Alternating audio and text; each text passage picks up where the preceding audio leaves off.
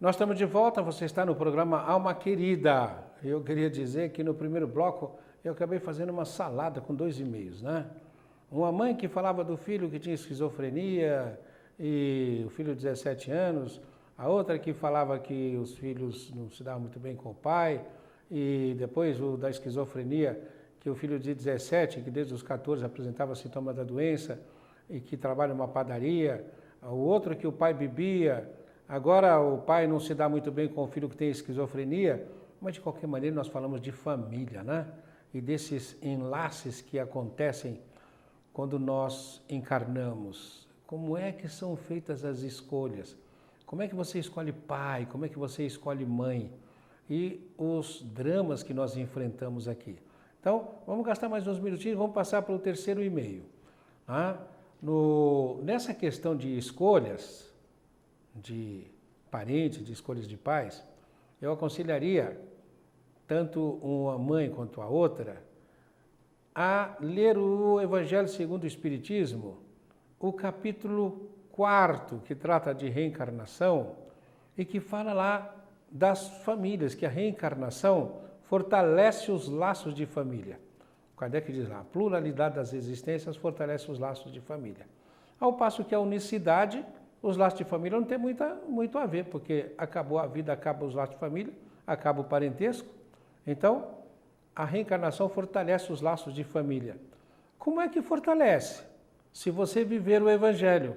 Então, essa filha que deseja que o pai morra, para ela ser feliz, o outro tem urticária e quer que o pai morra, quer afastar o pai, o outro que tem um problema de esquizofrenia e que o pai não aceita, ele não consegue nem trabalhar direito, mas se trabalha, fica bem. Olha só, a questão da estruturação de tempo e de você ter uma atividade. Porque o provérbio do vulgo, como se diz, do Zé Povinho, diz, né? Cabeça vazia é oficina do diabo.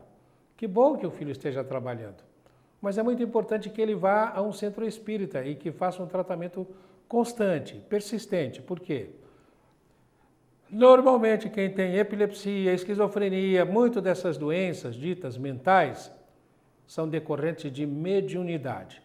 Se você vai a um centro espírita onde você tem uma assistência mediúnica, fica muito mais fácil você lidar com isso. Vamos passar agora ao terceiro e-mail, em que a missivista diz o seguinte: minha neta diz ver e conversar com o falecido avô. Né? Minha neta diz ver e conversar com o falecido avô, então é como se estivesse dizendo: minha neta diz ver e conversar com o meu marido, o avô dela, que já é falecido. Então ela diz que tem uma neta de 5 anos. E ela tem mania de ficar tirando fotos da casa toda pelo celular. Bem, você já está me dizendo que a sua filha é um temperamento que é dito de visual. Nós temos o visual, recebe o mundo pelos olhos, o sinestésico pelos sentidos e o auditivo pela orelha, pelo ouvido, por aquilo que ouve. Algumas pessoas não são capazes de ver como é que o outro está vestido, mas não identificar pela vestimenta, mas vai identificar pelo que o outro falou, é auditivo. O que identifica pela vestimenta é o visual.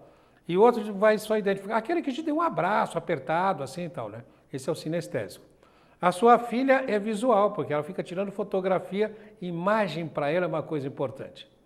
Agora, diz a nossa autora, uma noite estávamos no quarto, e ela começou a tirar fotos de uma porta, ou melhor, de um porta-retrato, onde estava uma foto do seu avô, o avô Voélio, já falecido, quando ela ainda era um neném.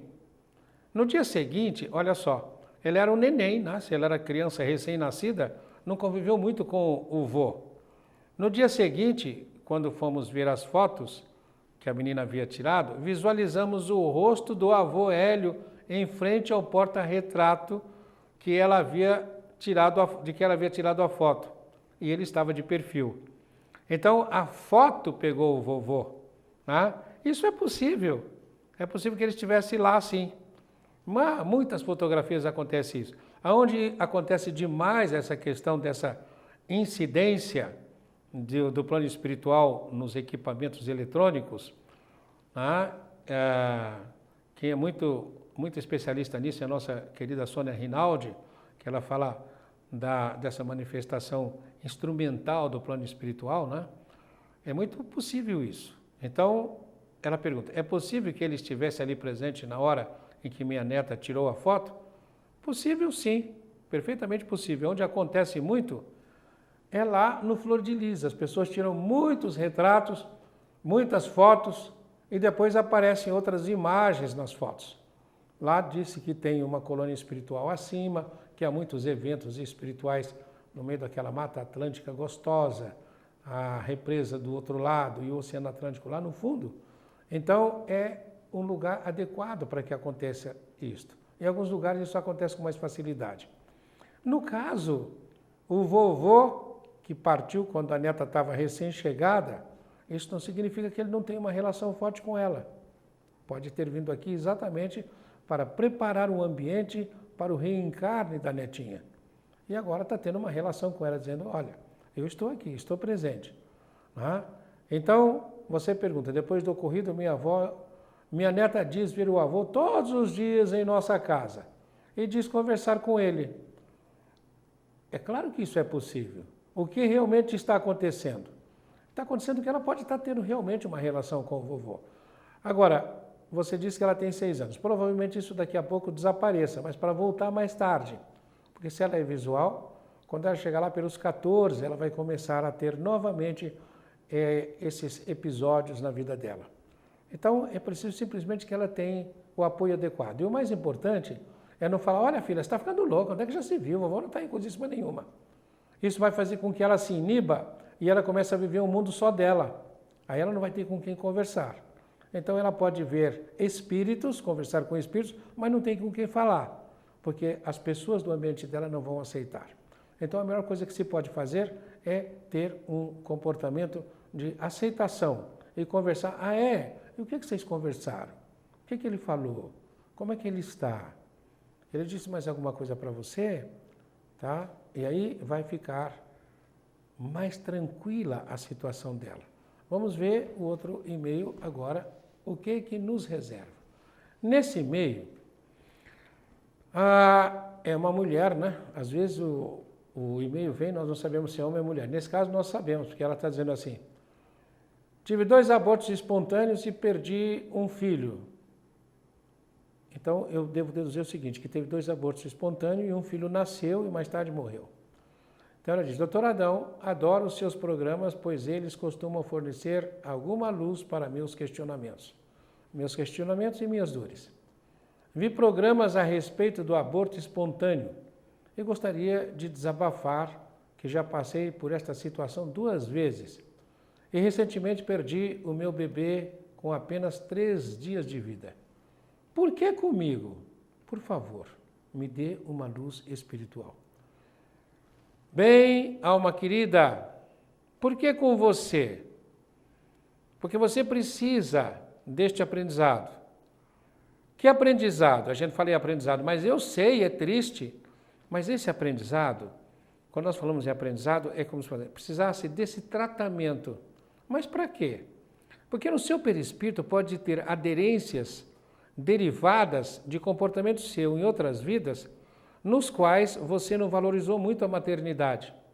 Então, nessa encarnação, o que acontece? Você começa a desejar demais ter filhos, mas os abortos acontecem espontaneamente. Então, você, ainda nesta situação, está dando oportunidade, porque você não sabe como é importante para um espírito uma encarnação, ainda que seja de 1 mês no ventre, 2 meses, 3 meses, 4 meses, 8 meses e meio, ou senão, natimorto, nasceu e morreu. Não sabe o que isso representa para um espírito. Muitas vezes é um episódio que vai marcar um novo passo evolutivo na vida desses espíritos. Você quer ver uma coisa, por exemplo? Um espírito que se suicida. Ele se suicida se atirando do alto de um prédio de 15, 20, 30 andares. Se espatifa na calçada, é pedaço de corpo para tudo quanto é lado. O corpo vira uma massa. Isso espatifa também o perispírito, que fica como se fosse algo assim, totalmente sem condições de definir o que seria um ser humano. Esse espírito sofre muito no plano espiritual. Imagine aquele que se atira, muitos dizem assim, se atirar embaixo do trem do metrô. Quando o trem está chegando, se atira lá e se suicida. O metrô passa por cima e tira pedaço para tudo quanto é lado. O perispírito também fica como que despedaçado. Essa pessoa, para reencarnar, ela não teria condições, porque é como se não tivesse um mapa perispiritual. Aonde é que tem o mapa perispiritual? No perispírito de cada um já é o mapa do seu corpo físico. O perispírito é como se fosse o mapa do corpo físico. E aonde mais tem um mapa perispiritual? No útero de uma mulher. Uma mulher não gera cachorro, não gera búfalo, nem gado, nada disso, gera ser humano. Uma vaca vai gerar um bezerro, mas uma mulher gera um ser humano, porque tem o mapa perispiritual ali. Então é só um ser humano que vai nascer de uma mulher. Acontece que se o perispírito tiver condições, ainda que bem deformado, vai nascer uma criança deformada. Mas às vezes a deformidade perispiritual é tão grande que o espírito precisa de readquirir o mapa. E como é que ele faz isso? Ele vai para o útero de uma mulher, fica ali alguns meses, e aí ocorre um aborto espontâneo. O aborto espontâneo muitas vezes é de uma criança já deformada. Às vezes pode até vir uma criança normal, Por causa, é só um tempo. E esse espírito volta para o plano espiritual, e aí ele tem um mapa, aí ele pode ter uma reencarnação, em que ele pode trazer alguma deficiência, mas pelo menos reencarna como gente, como ser humano. Ele readquire a possibilidade de reencarnar. Agora, a mãe que passa por este processo, por esta experiência, imagine a caridade que ela está fazendo para esse espírito que vai reencarnar nessas condições. Normalmente, há um vínculo que é estabelecido desde o passado, mas esta situação de que o espírito vem, ele fica no ventre da mãe por algum tempo e depois ele vai embora, gera também uma gratidão muito grande do espírito que passou por isso e que agora está no plano espiritual e vai ter uma gratidão muito grande por essa mãe. Às vezes, esse espírito volta a renascer como filho dessa mesma mãe que o gerou, gestou por algum tempo e o perdeu. Às vezes ele vai nascer como filho dessa mesma mãe, mas aí ele vai nascer perfeito e não deformado como ele nasceria antes. Então é sempre uma bênção essa questão dos abortos. Sempre que acontecer, de tudo dai graça, dizia o Paulo de Tarso. E olha que coisa linda. E ele diz, mas por que você vai de tudo dar graça? Por quê? Tudo concorre para a felicidade daqueles que amam o Senhor. Tudo concorre para o bem daqueles que amam o Senhor. Aí ele diz, portanto, de tudo dai graças. E tudo quanto fizerdes, fazei como se fosse para o Senhor. Entrega para Deus. Obrigado, Senhor, por essa oportunidade, obrigado por essa experiência, que esses irmãos possam ser assistidos e amparados. Muito obrigado, Senhor. É assim que nós devemos ter essa mentalidade. Vamos ver agora o próximo e-mail, o que ele nos reserva. A missivista diz assim, ou o missivista, o meu cachorro desapareceu de forma inexplicável. Deus do céu, o que é isso? O meu cachorro desapareceu de forma inexplicável. Há 5 dias eu estava tratando o meu cachorro através de medicações orais e injetáveis, em casa mesmo, pois ele estava muito doente. Ele chegou a ficar num estado crítico, correndo o risco de morte, e no 5º dia ele já apresentava sinais de rigidez cadavérica. Não conseguia se locomover e então, nesse mesmo dia, eu lhe administrei uma medicação injetável e saí de casa por 1 hora, deixando ele quase em estado terminal. Ao voltar, ele havia desaparecido como por um encanto. Procurei em toda a casa e pelas redondezas, até o momento, e já fazem 48 horas, e peço encarecidamente que você me ajude a desvendar o que pode ter acontecido. Imagino que houve interferência espiritual. Por favor, me ajude. Abraços. Olha, minha querida ou meu querido, eu, na realidade, não posso dizer o que aconteceu. Eu posso só fazer as cogitações que certamente você está fazendo. Será que o cachorro foi desintegrado por ETs? Será que levaram o cachorro para algum estudo em outras dimensões? Será que o cachorro melhorou de tal maneira que pulou o muro? Você nem diz no seu e-mail se a casa tem muro, se havia alguma forma dele melhorar e ter fugido com aquelas injeções, ele ficar tão forte, tão bom, ter tido uma reação e ter desaparecido? São só 48 horas. Nem sei se você encontrou o cachorro já, depois de tanto tempo, eu não sei quanto tempo faz que esse e-mail está aqui, né? Se você já pode até ter encontrado o cachorro e a situação ser completamente diferente. Agora, uma coisa é certa, Deus te abençoe o carinho que você tem com os animais e que você teve especialmente com este seu cachorro, de tratá-lo até o momento da morte. Certamente, as forças espirituais que disciplinam, que orientam, que regem e que direcionam o desenvolvimento desses nossos irmãos animais, também têm uma relação boa com você e estarão te apoiando e te ajudando. Que Deus te abençoe. Vamos passar para um outro e-mail.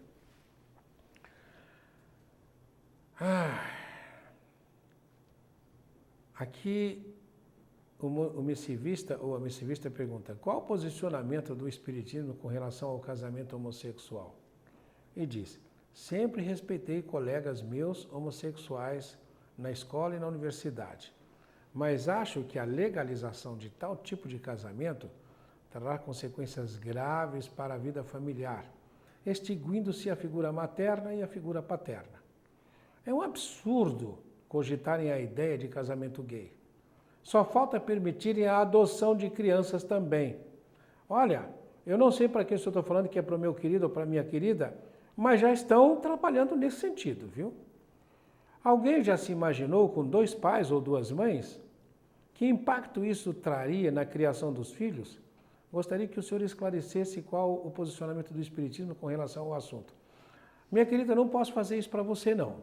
Não posso falar qual o posicionamento do Espiritismo, mas posso falar qual o posicionamento de um espírita, que sou eu. Eu não represento o Espiritismo. Digo para você que eu também tenho um respeito muito grande por esses nossos irmãos, e se esses nossos irmãos querem estabelecer um relacionamento de parceria, com responsabilidade, com um vínculo, eles têm uma maneira, um comportamento que não é o comportamento padrão. É uma prova muito difícil. Muito difícil ser diferente. Agora, por quê? Porque no mundo nós vivemos, a forma do mundo diz assim: quantos anos você tem? Eu tenho 20. Tem namorado? Não. Ainda não? Quanto tempo você está namorando? 3 anos. Já pensou em casar? Para quando vai casar? Não estou pensando. Não, ainda não? Estão casados há quanto tempo? Tantos anos. E ainda não tem filhos? É assim que o mundo vive. Agora, imagine, você sai de todo esse padrão e é homossexual. Você é homem e não tem namorada, tem namorado. É mulher e não tem namorado, tem namorada. E como é que vai acontecer? Vão ficar juntos? Não vão ficar juntos? Vão assumir uma responsabilidade um perante o outro? Vão construir uma vida em comum? Por que não? E por que nós vamos, de alguma forma, verberar esse comportamento, condenar esse comportamento? É a vida deles. Faça pelo outro o que você gostaria que se fizesse para você. Não julgueis para não ser julgados, com a mesma medida que medir, se medirá a vós. Então, não é que nós vamos dizer, bater palmas para isso, mas não nos compete julgar nem condenar. Deus dá a cada um as provas que as pessoas precisam. No nosso trabalho, quantas vezes nós atendemos homossexuais que pediram essa prova para que pudessem ter um comportamento adequado em relação à sexualidade, né? Se não fossem homossexuais, já poderiam, aqueles que nos procuraram, normalmente eles tinham a tendência homossexual, mas não tinham o homossexualismo. A homossexualidade é a tendência, o homossexualismo é a prática. Por quê? Porque a tendência era como se fosse um limitador de comportamento para que eles não se caíssem, não se precipitassem num abismo nesta encarnação. Então era uma ajuda para eles. Deus que abençoe quem possa vencer esta prova. Nós não estamos aqui para condenar ninguém, pelo contrário, estamos aqui para pedir. Deus abençoe a todos. Vamos encerrar o nosso programa desejando paz e luz no coração de todos os nossos irmãos e até a próxima semana, se Deus quiser.